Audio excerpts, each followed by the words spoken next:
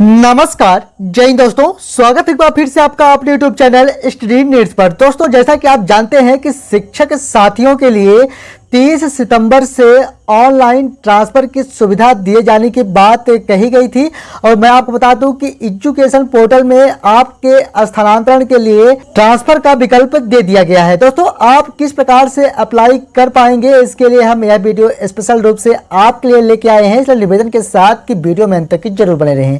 दोस्तों, इसके लिए जैसा कि हमने आपसे कहा कि सभी जगह आपका एजुकेशन पोर्टल पर लॉगिन होने में आपको समस्या आती है, इसलिए सबसे पहले जहां सर्विसेज लिखा हुआ है वहां पर आपको क्लिक करना पड़ेगा।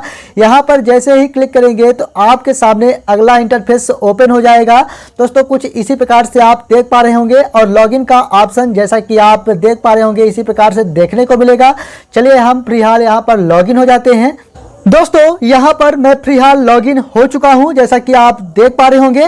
दोस्तों, इसके बाद सीधे आपको नीचे जाना पड़ेगा जहां से आप देख पा रहे होंगे टीचर ट्रांसफर। दोस्तों, इसी टीचर ट्रांसफर पर आपको सिंपली क्लिक करना पड़ेगा। जैसे ही दोस्तों आप क्लिक करेंगे तो आपके सामने अगली इंटरफेस ओपन हो जाएगी।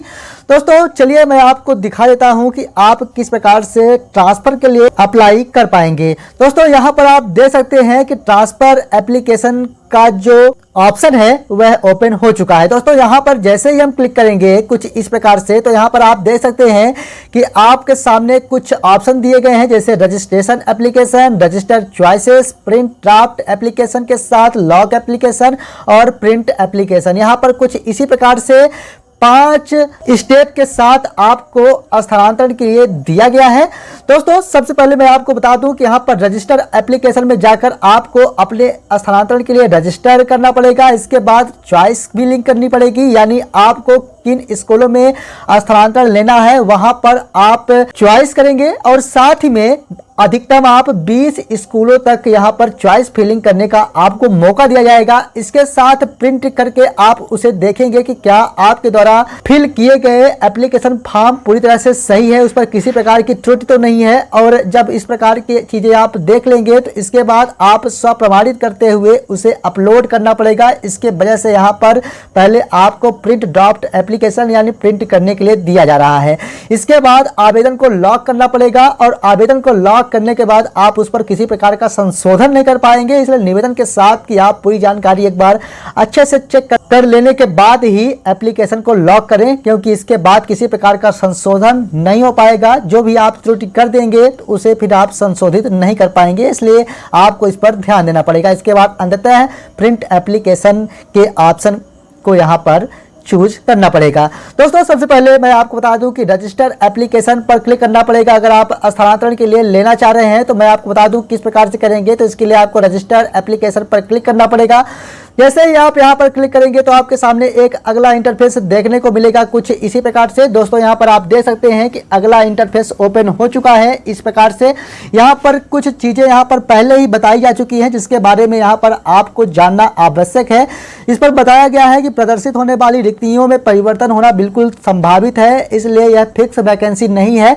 साथ ही में यहाँ पर बताया गया है कि आवेदकों से अनुरोध है कि समस्त जानकारी सावधानी पूर्वक और सही भरे।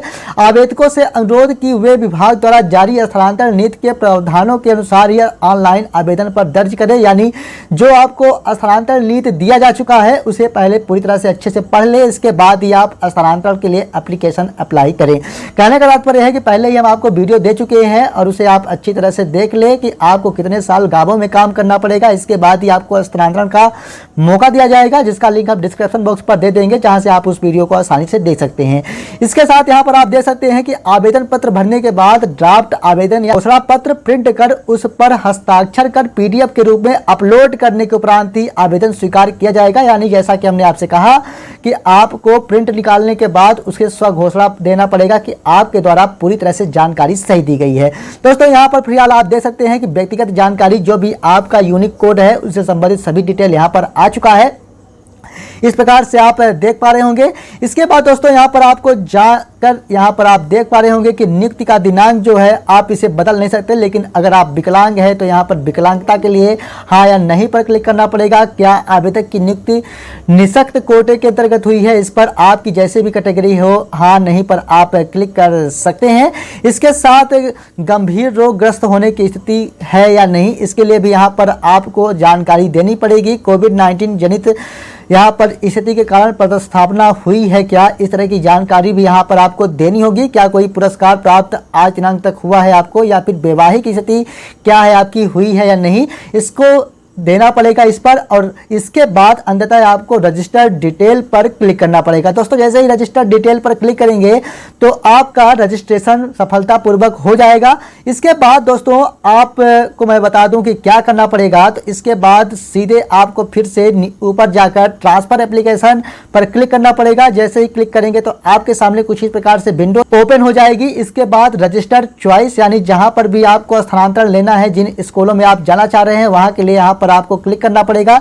जैसे ही क्लिक करेंगे तो कुछ इस प्रकार से आपके सामने अगला इंटरफेस देखने को मिल जाएगा। यहाँ पर वैकेंसी कोड, पोस्ट कोड डालना पड़ेगा। दोस्तों मैं बता दूं कि ये चीजें कहां से मिल पाएगी, तो इसके लिए स्वैच्छिक स्थानांतरण विकल्प देखने के लिए यहाँ क्लिक करें पर क्लिक करना पड़ेगा। दोस्तों जैसे ही आप यहाँ पर क्लिक करेंगे या फिर पहले से ही अगर आपके पास जानकारी है तो आपको कुछ करने की जरूरत नहीं है, डायरेक्ट उस कोड को एंटर करना पड़ेगा। मैं आपको बता दूं कि यहाँ पर जो चीजें हैं आपकी सभी चीजें यहाँ पर आप देख सकते हैं। अगर कहीं भी आपको जाना है तो यहाँ पर पूरी तरह से आप देख पा रहे होंगे। जो भी आपका पैनल है वह पैनल आप कुछ इसी प्रकार से देख पाएंगे। इसके बाद आपको व्यू पोस्ट कोड एवं वैकेंसी पर क्लिक करना पड़ेगा। जैसे ही आप यहाँ पर क्लिक करेंगे तो आपके सामने अगला इंटरफेस ओपन हो जाएगा। दोस्तों मैं आपको बता दूं कि आपके सामने अगला इंटरफेस ओपन हो चुका है और यहाँ पर आप देख सकते हैं कि पोस्ट कोड के साथ सभी चीज़ें यहाँ पर दी गई है। दोस्तों यहाँ पर दिया गया है कि आपके सामने कितनी वैकेंसियाँ उपलब्ध हैं। तो यहाँ पर आप देख सकते हैं कि एक वैकेंसी उपलब्ध है। अगर आप यहाँ जाना चाह रहे हैं तो यहाँ पर आप देख सकते हैं कि यह पोस्ट कोड आपके लिए है, इसी को मांगा जा रहा है वहाँ पर। और दोस्तों वहाँ पर जाकर जब आप इसी को डाल देंगे तो आप बड़े ही आसानी से इसका विकल्प देख पाएंगे। दोस्तों इसके साथ अगर बात करें आपके साथ तो यहाँ पर फिर से एक बार जब इस तरह से आप वैकेंसी कोड को चेक कर लेंगे तो फिर से वहीं पर आपको क्लिक करना पड़ेगा। क्लिक करने के बाद यहाँ पर प्रिंट ड्राफ्ट एप्लीकेशन पर क्लिक करना पड़ेगा। तीसरे स्टेप में यहाँ पर बताया गया है कि स्वैच्छिक स्थानांतरण का कोई आवेदन नहीं मिला है, यानी हमारे द्वारा अभी तक कोई आवेदन नहीं किया गया है।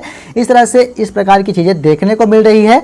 इसके बाद दोस्तों मैं आपको बता दूं कि आपको लॉग करना पड़ेगा आपका एप्लीकेशन, यानी स्थानांतरण के लिए पूरी प्रक्रियाएं अभी तक कर लिए हैं तो आप अपने आवेदन को लॉक करेंगे और इसके बाद अंततः लॉक करने के बाद प्रिंट एप्लीकेशन पर क्लिक करना पड़ेगा।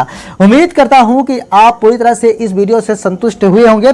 किसी प्रकार की समस्या आ रही है तो कमेंट बॉक्स में जरूर बताएं, हम उस पर अपनी प्रतिक्रिया निश्चित तौर पर देंगे। मिलेंगे अगली वीडियो में। अगली वीडियो किस पर हो अपना कीमती सुझाव दें। तब तक के लिए धन्यवाद।